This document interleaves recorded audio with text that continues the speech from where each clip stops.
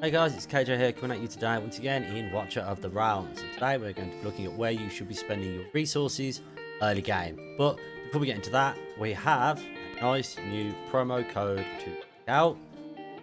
So let's pop that in and see what we get. And this one is Oregon the Marathon. Go. Redemption successful, we'd like to see that. And this code gives us 200 diamonds. Nice, adds to the part, can be used for summons. So we can split this into both your diamonds, your gold, your energy, and your summons. So summons for your first 2, maybe 3 weeks in the game, just use them as you get them. Try and get yourselves some heroes you can pop some levels into.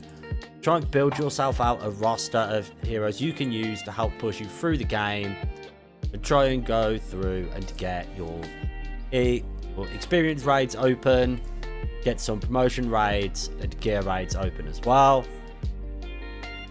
And then we have the same thing for your diamonds. In case you haven't sealed or you've been living under a rock, you can, of course, if you have no summoning stones left, you can use diamonds. It's 880 diamonds per 10 summon, so use them early game to help boost your summons, get yourself some heroes rolling through. Gold. Now gold you will find early game you have lots of. That's because rolling early game gear, blue and purple gear, but epic gear really is where you're going to be doing it. And as you can see, terrible piece where I just haven't been through and re-geared people.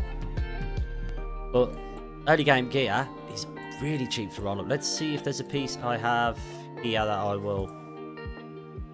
This isn't a bad piece, so we go auto enhance, take it to level 8. Level 8 in that piece cost me 13,746 gold.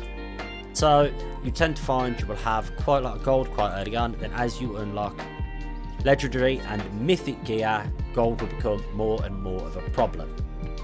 Use it whenever you can to refresh in the Dwarven Association, buying up your food champions in here every time it refreshes, and buying gear. Now I won't be buying any blue gear from here, but I will still pick up, when they're going for gold at least, the insignia packs.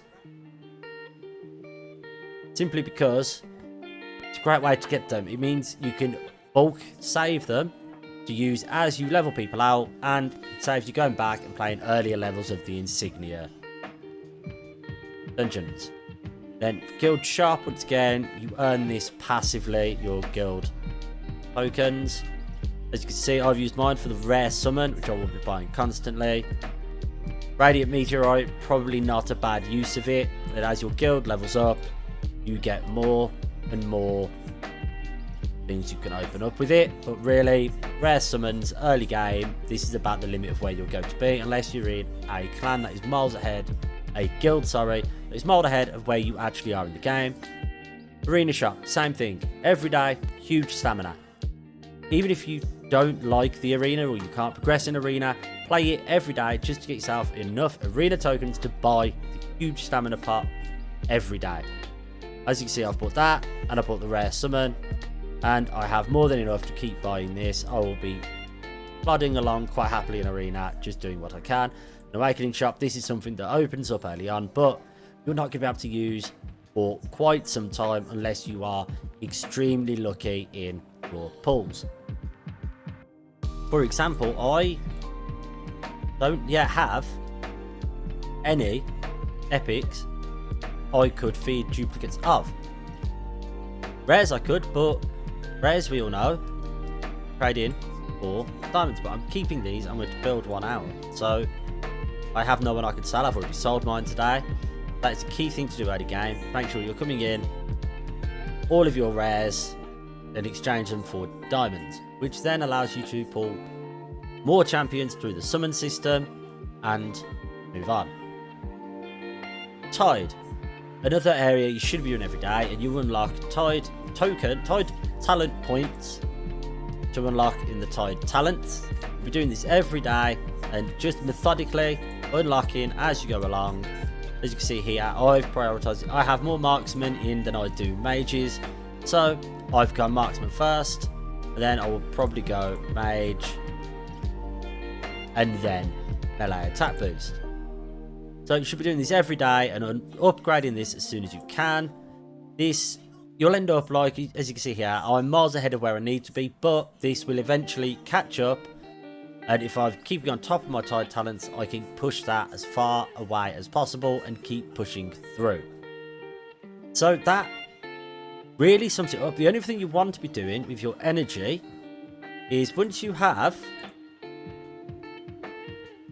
experience raid 7 or 8 open, stage 7, not really a bad place to spend some energy to get yourself some 50s and 60s rolling through. But really, your energy needs to be spent pushing through campaign. So as you can see, I've pushed through into hard chapter 5 and normal chapter 8. I literally played through to get this unlocked, to push through an extra few levels because I had a challenge for it. But most of my energy is going into campaign or your storyline, trying to progress as close as you can to helping you unlock Volca as quickly as you can. As you can see, I've come quite far in this in a few days. I think I'm only 5-6 days played. As you can see, I'm now stuck on this one to hit Guild Boss on Nightmare 1 mode 1 time. So I'm going to be doing that after I finish this video. But that is how you should be spending your early game resources, where you should be doing it, and what your priorities are. Thanks for watching, and I will catch you next time.